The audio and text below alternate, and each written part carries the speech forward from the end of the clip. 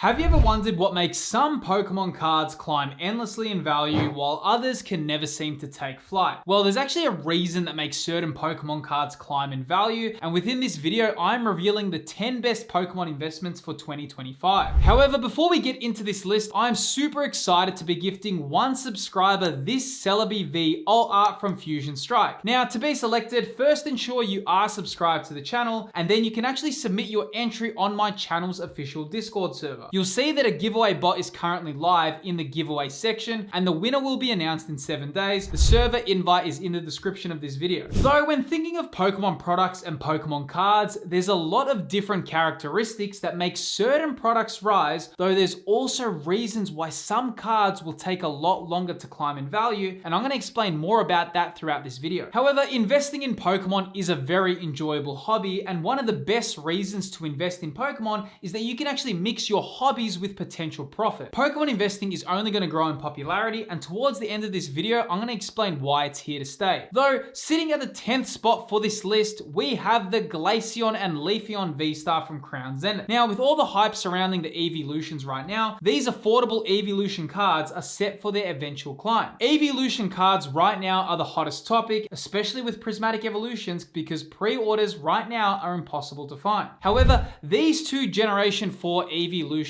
have been flying under the radar for way too long, and I think they will become very desired chase cards due to their popularity. The Glaceon's artwork is absolutely awesome, and the Leafeon looks fantastic. Truth be told, I'm pretty surprised how well priced these two are, and I think with Crown Zenith slowly fading out of stock, it seems 2025 will be the year for these two cards, so definitely keep an eye out on these. However, while speaking on Crown Zenith, this actually brings me up to spot number 9, which is Crown Zenith Elite Trainer Boxes. So 2025 will certainly be the year for Crown Zenith, right? In 2023, Crown Zenith was released, and upon its release, it was super hyped. Though Pokemon revealed some really groundbreaking artworks within the set, though to kind of curb Crown Zenith's demand, Pokemon also ensured that the pull rates of Crown Zenith were plentiful. So I mean, as amazing as the artworks of Crown Zenith were, they were also very achievable to actually pull, unlike previous sets like Chilling Reign and Evolving Skies. So this kind of made Crown Zenith always feel available. Not only that, but the ETBs were heavily restocked and reprinted, and we also had so many waves of new product, and we even got Crown Zenith products throughout mid to late 2024, which is a very long time after the initial release. Because of this,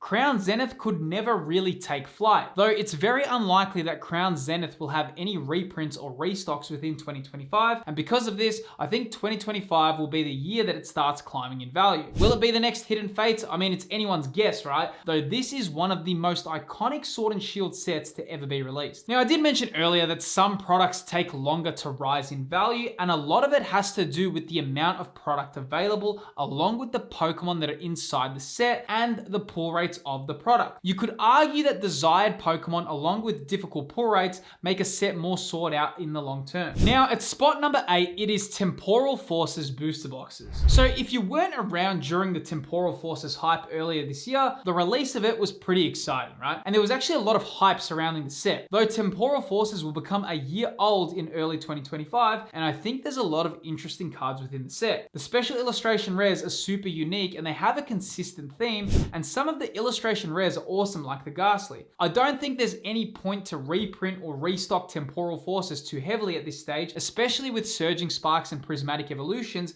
being on everyone's minds. So I think this booster box will have some nice and steady growth throughout 2025. I don't think it's going to be some crazy valuable set, but at the same time, I think it will become harder to find. Now, at number 7, it is Shiny Pikachu from Paldean Fates. Now, with all the Pikachu hype lately, I think the Shiny Pikachu is one of the next cards to take flight. We've had so much hype as of late with certain cards, and the Surging Sparks Pikachu has had a bit of a ripple effect on other Pikachu cards. We can now see that with Crown Zenith Pikachu taking a sharp climb upwards. Though this kind of trend may continue, and I think Pikachu cards are always in a very good position to rise in value. The artwork is really cute and it has charm, right?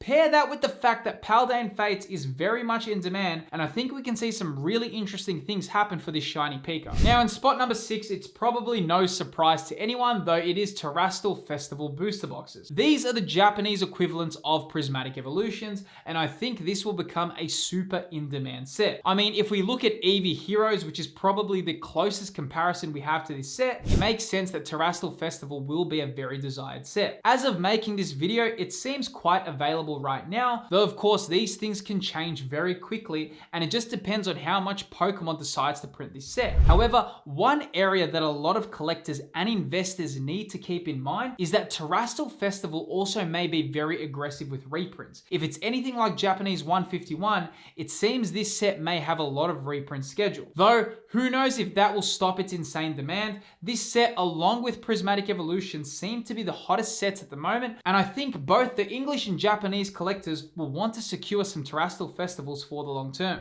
Now, sitting at spot number 5, it is actually the Pikachu Special Illustration Rare. So I know when looking at the recent prices, it seems that this card is going a bit downwards at the moment. I mean, when it first released, it was going up, and then it went down, and then up, and then now it's going down again. Now, I wouldn't be in any kind of rush to get this card, though I do feel as a long-term purchase, this card is a nice one to add to your collection. As the years continue, I feel this card will stabilize and it will become one of the most desired cards from the Scarlet and Violet era. Seeing as it is Pikachu, which is literally the mascot of Pokemon, I'd be very interested to see how time goes for this card in particular. Okay, so moving on to number 4, it is Stellar Crown booster boxes. So Stellar Crown got released in a little bit of an awkward time schedule, right? It released right after Shrouded Fable, which a lot of collectors were disappointed with, so Stellar Crown looked incredible in comparison to Shrouded Fable. However, then Surging Sparks was coming up, and because of this, it kind of took away a lot of Stellar Crown's thunder. Though now in 2025, we have a lot of new sets coming in, and the hype and demand will be a lot on these newer sets. So Stellar Crown will continue to be in the shadows. Though this set does contain some pretty great illustration rare cards, along with having a really enjoyable pack opening experience. Look, to tell you the truth, I don't think this set will climb crazily in value, though I do think if stock runs dry,